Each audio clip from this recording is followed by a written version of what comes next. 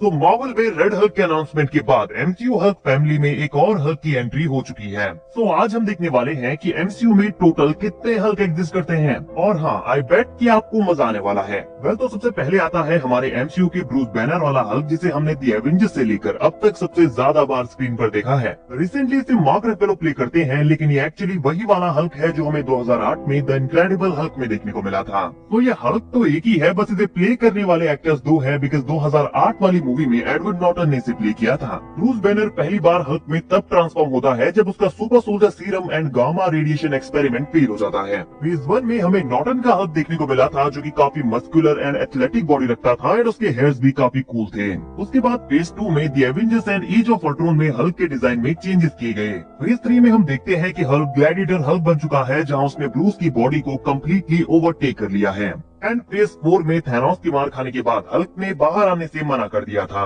And phase 5 में हमें smart Hulk देखने को मिलता है, जो कि हल्क एंड ब्रूस दोनों की पर्सनैलिटीज का एक मिक्स्ड कॉम्बो है। अब बात करते हैं हल्क की सिस्टर जेनिफर वॉल्टर्स यानी कि शी हल्क की। और शी हल्क को हमने पहली बार शी हल्क टीवी शो में देखा था, जो कि प्रोफेशनली एक लॉयर है। और यहाँ हमने ये भी देखा कि एक कार क्रैश में ब्रूस के ब्लड की कुछ ड्रॉप्स उसके वुंड में गिरती हैं और वो शी हल्क में ट्रांसफॉर्म हो जाती है। और शी हल्क अपनी पावर्स को इजीली हैंडल कर सकती है, लेकिन वो स्ट्रेंथ के मामले में हल्क जितनी पावरफुल नहीं है। अब आता है हल्क का सन स्कार, जो कि हमें शी हल्क सीरीज के फिनाले में देखने को मिला था। स्कार एक्चुअली प्लेनेट सकार से बिलोंग करता है, वही प्लेनेट जहां हल्क एज ऑफ अल्ट्रॉन में गया था और थॉर रैग्नारॉक के एंड में वापस आया था। तो इससे हम ये आइडिया लगा सकते हैं कि स्कार उसी टाइम पीरियड के दौरान कहीं पैदा हुआ होगा, लेकिन यहाँ स्कार की मदर का कोई रेफरेंस नहीं दिया गया है। फिलहाल के लिए हम बस इतना जानते हैं कि स्कार हल्क का बेटा है। नेक्स्ट आता है हमारे जनरल थैडियस थंडरबोल्ट रॉस का रेड हल्क। मूवी में ब्रूस का हल्क बनने का रिस्पॉन्सिबल इनडायरेक्टली रॉस ही था, और थंडरबोल्ट रॉस कॉमिक्स में मोडॉक एंड द लीडर की हेल्प से रेड हल्क में ट्रांसफॉर्म होता है।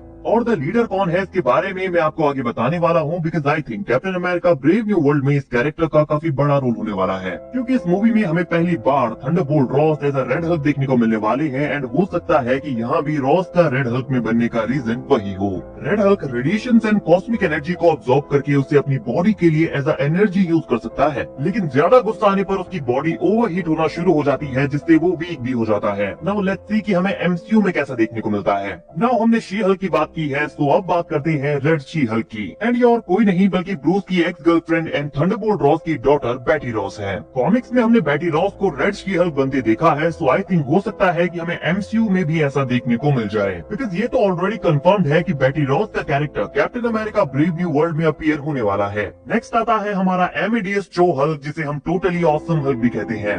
और ये कैरेक्टर भले ही एमसीयू में अपीयर ना हुआ हो, लेकिन इसकी मदर हमें एमसीयू में ऑलरेडी दिख चुकी है। फिर आपको एज ऑफ अल्ट्रॉन से हेलन चो नाम की ये डॉक्टर एंड साइंटिस्ट याद है? जी हाँ, हेलन चो अमेडियस चो की मदर है। कॉमिक्स में अमेडियस हल्क की गामा एनर्जी को नैनोबॉट्स की हेल्प से अपनी बॉडी में अब्सॉर्ब कर लेता है, जिससे उसे हल्क की पावर्स मिल जाती हैं। लेकिन बाद में वो अपने स्मॉलर फॉर्म में आ जाता है, जिसे हम ब्राउन के नाम से जानते हैं।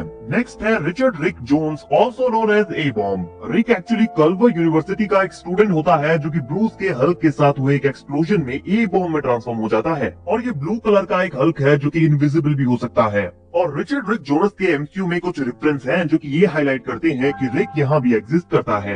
नाउ बात करते हैं कैप्टन एमियल ब्रॉन्स्की एके अबॉमिनेशन की। एमियल एक्चुअली हल्क को पकड़ने के लिए थंडरबोल्ट रॉस की हेल्प से अपनी बॉडी में सुपर सोल्जर सीरम डालता है, जिसके बाद वो डॉक्टर सैमुअल स्टन्स को उसे हल्क की तरह बनाने के लिए कहता है। एंड सैमुअल उसकी बॉडी में ब्रूस का blood and gamma radiation inject करता है और वो अबॉमिनेशन में बदल जाता है। अब बात करते हैं सैमुअल स्टन्स एके द लीडर की। वेल, सैमुअल स्टन्स एक्चुअली एक बायोलॉजिस्ट है, जो कि द इनक्रेडिबल हल्क में ब्रूस की कंडीशन को क्योर करने की कोशिश करता है। और मूवी में हम देखते हैं कि हल्क के ब्लड की कुछ ड्रॉप सैमुअल स्टन्स के वुंड में गिरती है, जिसके बाद उसका हेड मूव करने लगता है और यहाँ वो इविल बन जाता है। और सिर में ब्लड ड्रॉप गिरने की वजह से उसकी मेंटल एबिलिटीज इंक्रीज हो जाती हैं, जिसके बाद वो कुछ ऐसा दिखता है।